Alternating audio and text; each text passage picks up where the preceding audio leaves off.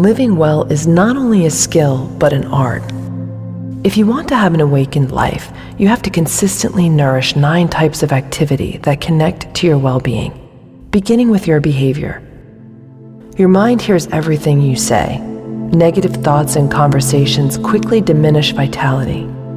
So you must strive to not cause suffering to yourself or anyone else, and practice not reacting from your everyday mind, but rather aim to be centered, unstifled by rejection, rudeness, and unkindness from others. Second, pay attention to your food and diet. Food is energy that affects your mental and physical vitality. Dieting done incorrectly damages your health and weakens your energy. It's so important that you take time to nourish yourself. Healthy and sensible food, eliminating toxins, drinking pure water, and making lifestyle changes that nourish you. Third, your work and career are important. Your attitude at work is key. Work shows you your limitations, but also your qualities and your talents. You also need to recognize when your vitality is being abused at work. If work is not heightening your spiritual beliefs or your purpose, your vitality will be at risk. Fourth, pay attention to your emotional inner world. Your inner world can be a sanctuary, but it can also be a place of turmoil.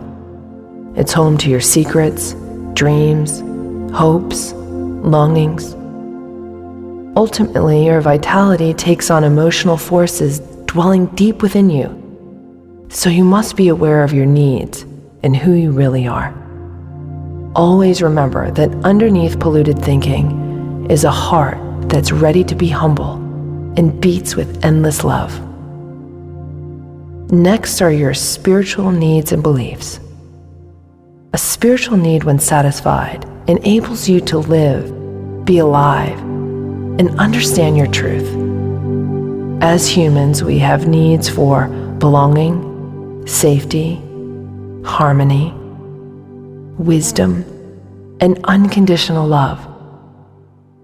But there are 3 things we all need on our spiritual journey: adaptability, patience, and humor. Sixth is generosity and compassion. Generosity is an unselfish act of giving that creates abundance for others, abundance in the form of spirituality, learning, relationships, and growth, blessing us all with new chances and limitless potentials.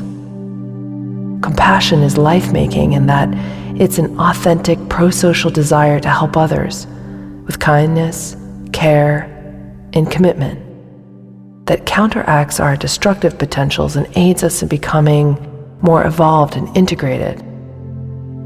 When you're generous and compassionate, this creates happiness.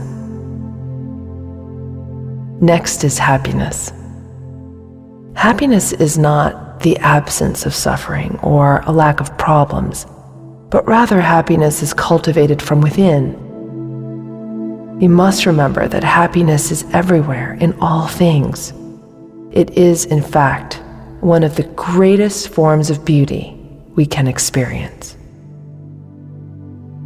The 8th activity is mental discipline. True mental discipline is free of ego. It's not a denial of who you are, but an understanding of how your mind works and how to work your mind.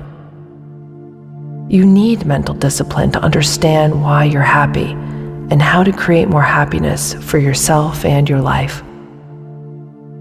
Finally, giving and receiving.